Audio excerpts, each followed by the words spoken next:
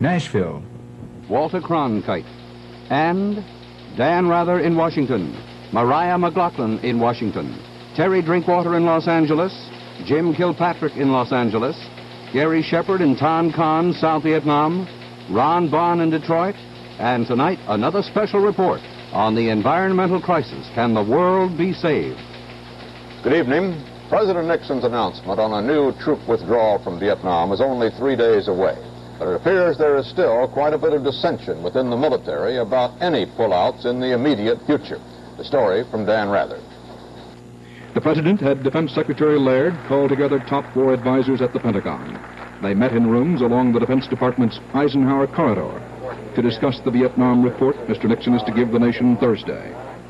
As with previous presidents, Mr. Nixon frequently invokes the name Eisenhower when there is a major military decision to be made. This one is no exception. Secretary Laird is a key man in this week's decision. A former congressman noted for his political radar, Laird reportedly is urging the president to increase troop withdrawals, pull out more U.S. troops faster. Laird is believed suggesting that the next phase of troop withdrawals be announced as a 70,000-man cut, including nearly all of the Marines remaining in Vietnam. Commander General Creighton Abrams, who is in Saigon and was not present today, reportedly wants no more withdrawals for 6 months. The military Joint Chiefs of Staff are believed to have recommended a 2-month suspension in withdrawals until the enemy's intentions in Laos, Cambodia, and South Vietnam itself are clearer. The Joint Chiefs are said to be worried about creating a possible Dunkirk or Dien Bien Phu situation by getting U.S. force levels down too much, too quickly. Official information is practically non-existent, but most observers are guessing that the President Thursday will announce a continuation of troop withdrawals, 50 to 60,000 men. The White House warns against such speculation and describes the President's Thursday speech only as an update. However, reports that the President will name a new top-level negotiator to the Paris peace talks are not discouraged. Dan Rather, CBS News, Washington. As of now, according to the U.S. command in Saigon, American troop strength in the war zone stands at 429,000 men. Now, that's the lowest level in more than 3 years, and it represents completion of the 3rd phase of the President's withdrawal program. The commander of 86,000 U.S. troops in and around Saigon, Lieutenant General Julian Ewell, told CBS News he feels more GIs can now be sent home, but he added that any substantial reduction in his area could, in his words, give us some problems.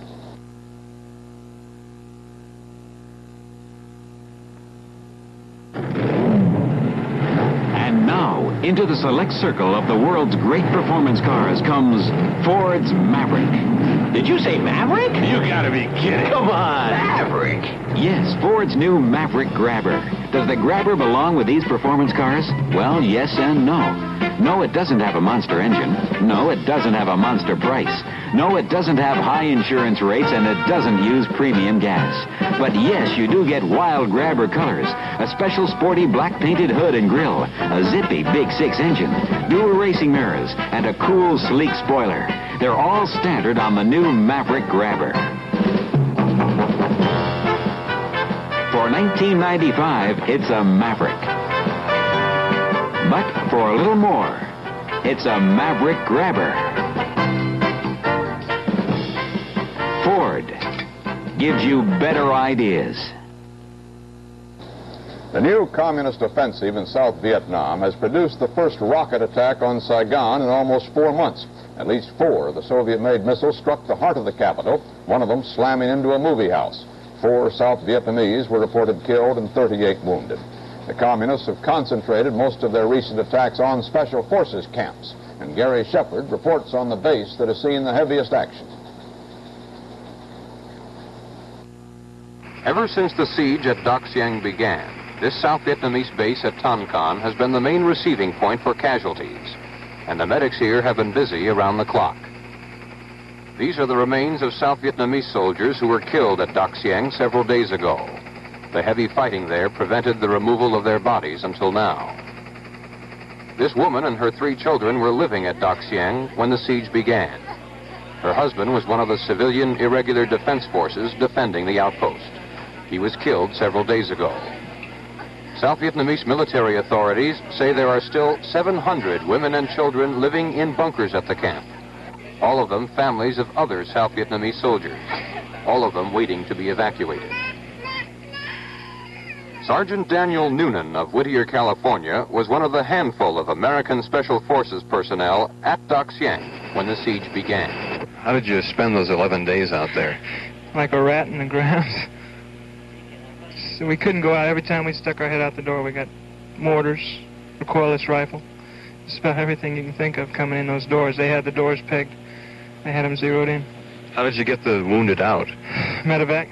We got them out. We took rounds just about every time. I mean, those chopper pilots were good. Real good. Well, it must have been kind of rough getting the choppers off the ground, in and out, wasn't it? Yeah, right. They had to come in low, stay low, and get out fast. We took very few. We didn't take any casualties on medevacs. We got them all on. So far, South Vietnamese casualties as a result of the fighting in and around Dak Siang are more than 100 killed and nearly 500 wounded. These casualties were sustained at Dak Pek, another Special Forces camp north of Dak Siang. It was hit hard by enemy rockets and mortars over the weekend. South Vietnamese troops in the hilly terrain near the two camps have also suffered serious losses. During the past few days, enemy attacks against Dak Siang have subsided a bit. But South Vietnamese commanders and their American military advisors believe the lull is only temporary. South Vietnamese figures show that the enemy lost more than 1,000 men since the siege at Dak Siang began on the 1st of April. The enemy is now regrouping his forces, say the South Vietnamese commanders, and as soon as he does, the siege at Dak Siang will resume. Gary Shepard, CBS News, Tonkin. Last week, we had a film report about a near mutiny of an American company in Vietnam. Some of the members balked at their commander's order to go down a jungle trail, saying that the risk of an ambush was simply too great. Today, commenting on the incident, the deputy commander of the unit's brigade said there would be no punishment. He said the men showed good sense. Thank God we've got young men who question, is the way he put it. Cambodian officials say that they are expecting a major communist attack on the provincial capital of Soi Rin. That city is 25 miles from the South Vietnamese border, and it's estimated there already are 5,000 enemy troops in the surrounding area. The Pentagon says that a Soviet nuclear attack submarine apparently sank in the Atlantic off Spain this past weekend. U.S. Navy patrol planes reported that the sub appeared to be in distress on Friday, and 2 Russian ships were later seen trying to tow it. But on Sunday, the sub had disappeared and only 2 oil slicks remained. The 2 Soviet vessels were still in the area, apparently conducting a search. One of Greece's top composers, Nikos Theodorakis, was freed by the military-backed regime in Athens today after 3 years imprisonment for leftist activities. He then flew to Paris, where he entered a clinic for treatment of tuberculosis.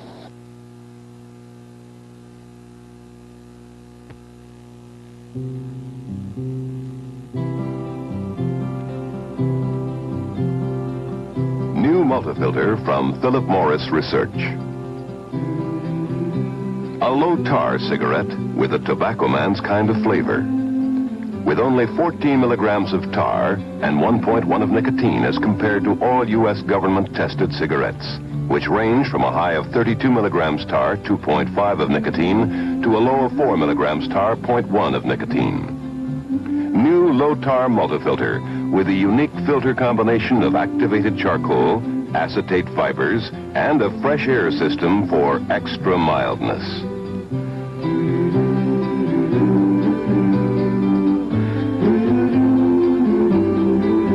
New multifilter, a low-tar cigarette with a tobacco man's kind of flavor. Consider it.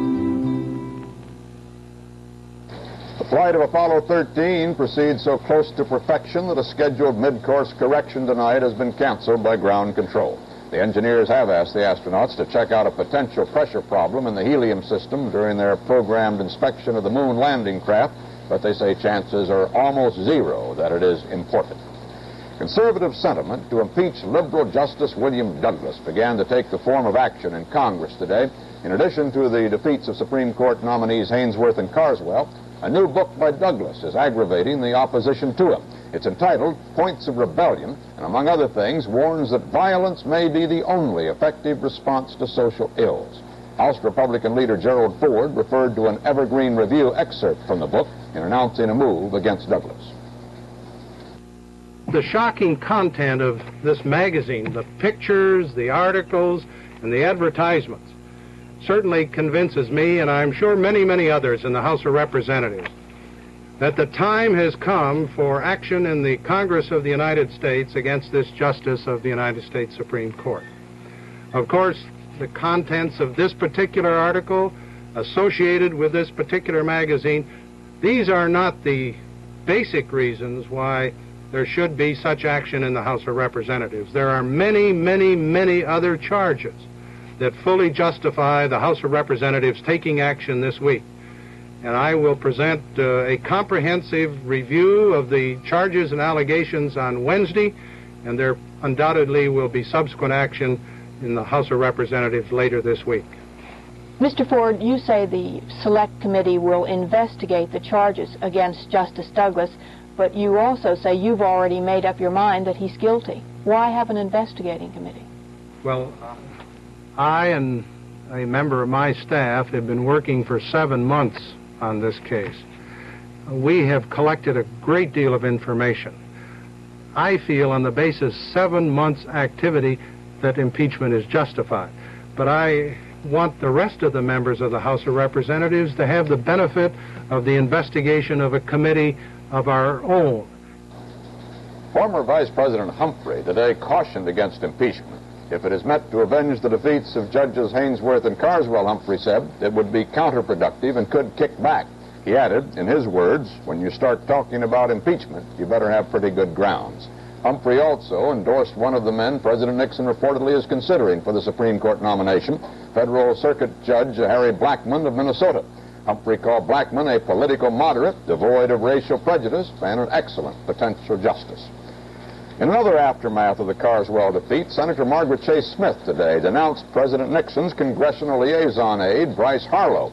Mrs. Smith, a member of the Republican leadership, took the Senate floor to accuse Harlow of falsely representing her to be for Carswell in an effort to sway doubtful Republicans to the nominee's side.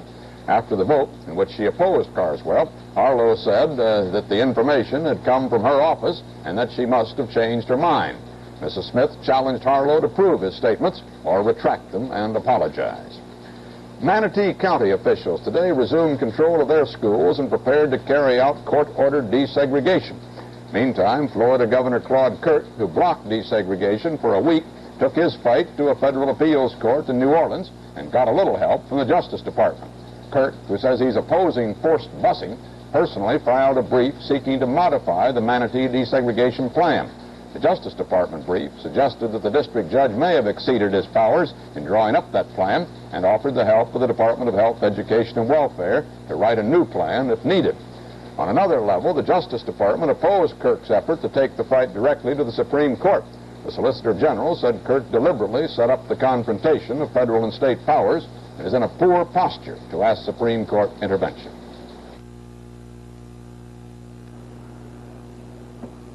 Ah, there's a real tough guy. But what about his teeth? Well, I got a special way to give kids tougher teeth so they won't get so many cavities. Colgate with advanced MFP fluoride. It's a tooth toughener. Makes tooth enamel stronger so children can have fewer cavities. So get good tasting Colgate with MFP fluoride. It's a tooth toughener. Ketchup. I know I should pre-soak, but with the job, I can't always. Listen to Sheila.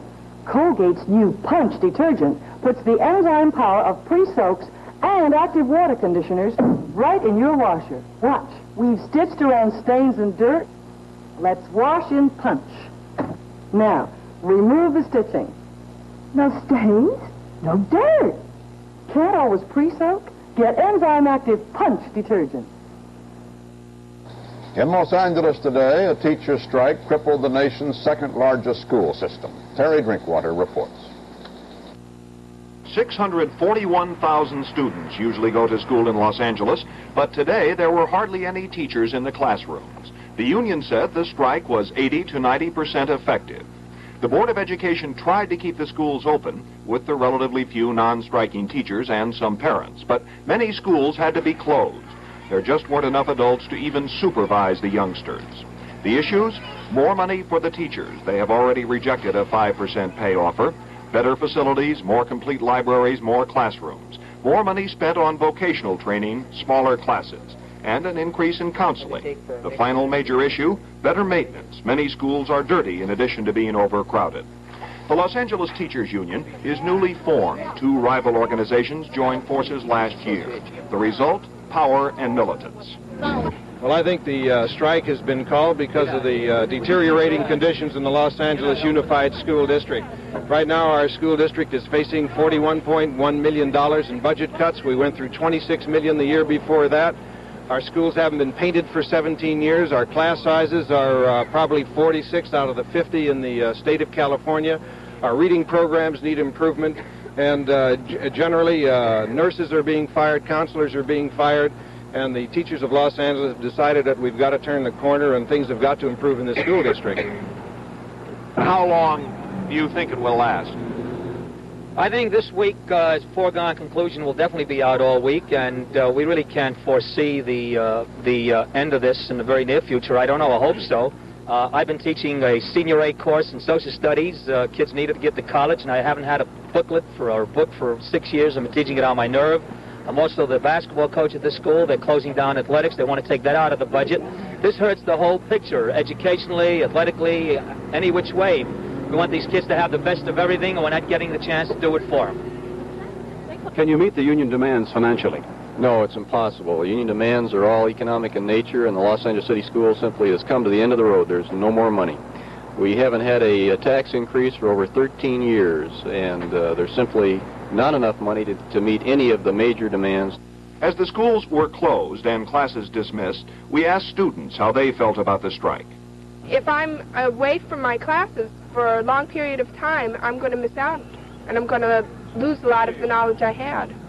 It's better to not go to school for a while than to go on and not learn anything with bad books and bad conditions and overcrowded classes. Some students seem to enjoy the surprise holiday. The strike occasioned an unscheduled rock concert at one high school. While the young people were generally having a good time, the Board of Education moved to stop the strike by seeking a court injunction declaring the walkout illegal. But the union says the teachers will stay out, even if the court orders them back into the classrooms. Terry Drinkwater, CBS News, Los Angeles. That court order was issued this afternoon. Schools were closed in Minneapolis today as negotiations continue there in a teacher strike that began Thursday. In Chicago today, more than 30,000 Teamsters went on strike for a wage settlement higher than the tentative national agreement. Teamsters walkouts also were reported in Los Angeles, Detroit, and Buffalo, causing a number of automobile plants across the country to shut down. Meanwhile, the government reported substantial improvement in the air controllers strike, despite major holdouts in New York, Chicago, and Kansas City. The averages were off on the New York Stock Exchange today. Volume, 8,800,000 shares. The average price per share on the New York Exchange lost 33 cents. On the American Exchange, 26 cents. Federal spending for parklands authorized at $200 million a year actually have averaged slightly more than $100 million the last 5 years. Today, the Nixon administration proposed spending the backlog and increasing the annual authorization by 50%. To $300 million. The money is used for the creation of federal recreational areas and for aid to states in acquiring and developing parklands. A federal judge in Washington has issued a preliminary injunction which has the effect of temporarily blocking construction of an 800-mile oil pipeline in Alaska. The order is effective pending hearing of a suit by conservationists against Interior Secretary Hickel. The suit contends that his issuance of rights-of-way across public lands for the billion-dollar pipeline would violate federal laws. In a moment, the second part of our report on Detroit's efforts to depollute its primary product, the automobile.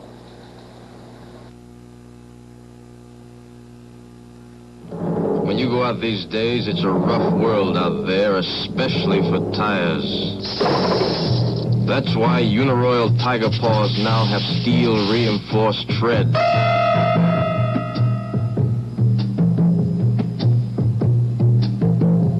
Uniroyal Tiger Paws with steel-reinforced tread.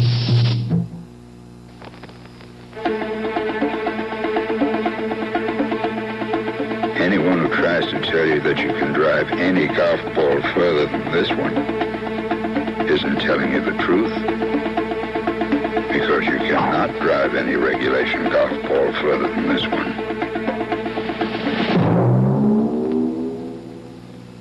That's all there is to it. Tiger Paws and Royal Golf Equipment are two more products of Uniroyal.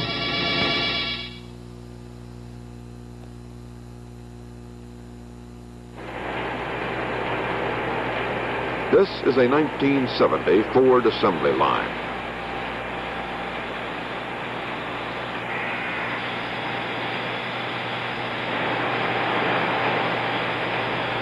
And this is a 1970 Ford disassembly line.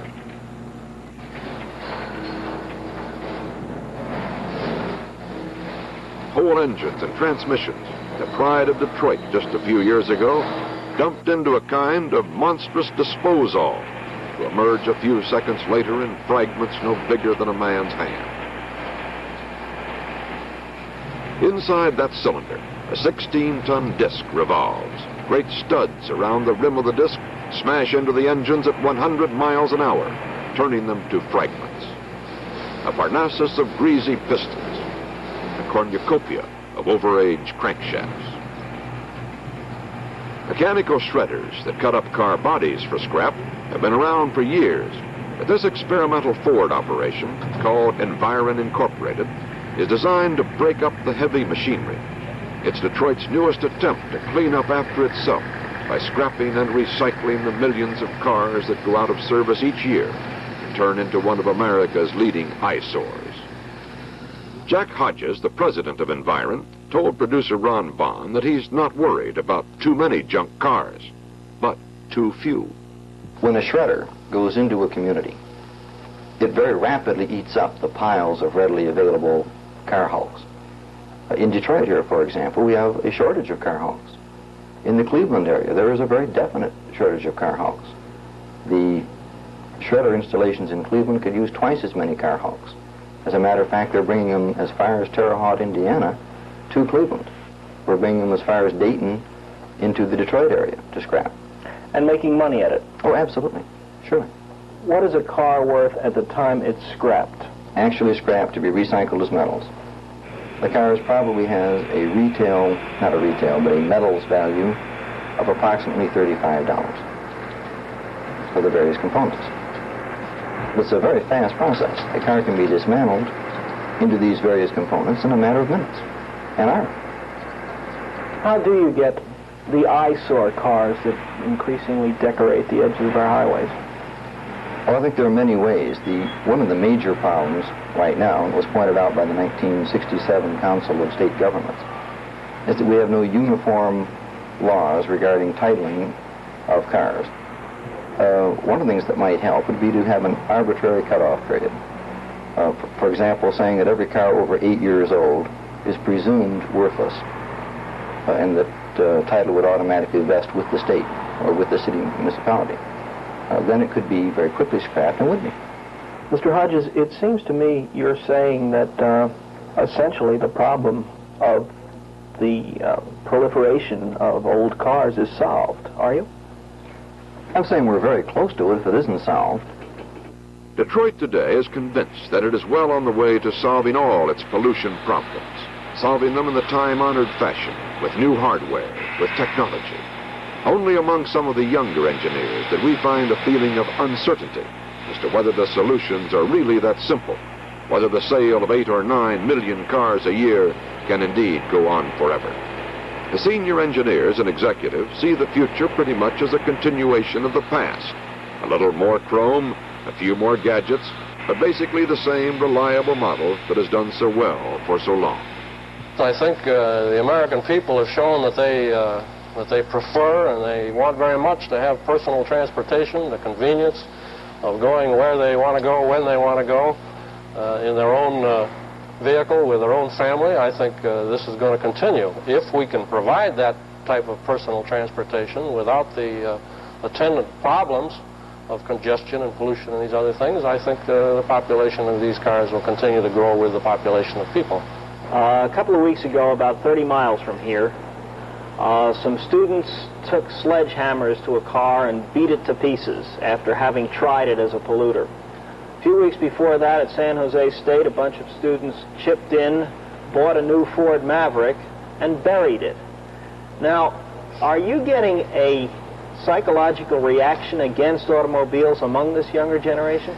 No, but they usually go away from and come to those demonstrations in an automobile. And I think this is for the press and the television cameras more than anything else. And if they weren't exposed to this kind of coverage, I don't think that they would vent their emotions in this direction. And I think this is true of a lot of the critics and other people of industry. And as far as selling cars, this is not a part of it at all. And furthermore, that these people just want something to talk about, basically. And I could mention many things over the years that have been on the campus that people have talked about. It happens to be ecology and the environment today. And we don't fight with their viewpoint. We want good ecology, we want good environment, we want all of the things that are best for the quality of life. We're not fighting this, and we're going to do something about it. The breaking up a car with sledgehammers is no more serious than a panty raid. Well, that was in my time, and I wouldn't think, I thought we had a lot more fun in our process and didn't cost us as much. As we continue to study this question, can the world be saved, we find ourselves almost unconsciously reaching some interim conclusions. A conflict is emerging more and more clearly between two rival philosophies, two wholly different and antagonistic ways of attacking the environmental crisis. Detroit represents the philosophical party in power, the certainty that the same technology which has gotten us into such terrible trouble can, by an extension of the same ideas, get us out again, and that nothing really has to change very much. Consumption and gross national product can continue to burgeon, world without end. The second school of thought is out of power, centered on the campuses. It's broad and it's deep, not among the radical fringe, but among the most creative elements of the emerging generation. It's a reaction against the endless multiplication of cars, highways, cities, of things, not only as environmental problems in themselves, but as a kind of mystical heresy against the earth and against the human spirit. One of the momentous news stories of the 70s will be how this country makes its choice between those philosophies. And that's the way it is. Monday, April 13th, 1970. This is Walter Cronkite, CBS News. Good night. Introducing the Natural Look. The Natural Look Indentures from Polident Green Tablets. The powerful denture cleanser that works to uncover the natural look your dentures were made with. Polident Green not only bubbles away stain and odor, it bubbles away the past. In only minutes, the green is gone. Your dentures are sparkling clean and fresh. The Natural Look is back. The Natural Look Indentures from Polident Green. Are you babying yourself because you wear dentures? Boy, this weather sure works up an appetite. Thick sirloin. I'll make mine rare. Make mine. Better give me something soft, easy to chew, like scrambled eggs. Charlie, stop babying yourself because you wear dentures. Change your denture adhesive to Polygrip. Polygrip holds like no other cream or powder. No gaps, no letting go. Stop babying yourself. Change to Polygrip. Eat like a man. Direct from our newsroom in New York, in color, this has been the CBS Evening News with Walter Cronkite. Music from the spirit world that mystifies the experts. Pollution from the real world that does the same. Two of the stories covered on 60...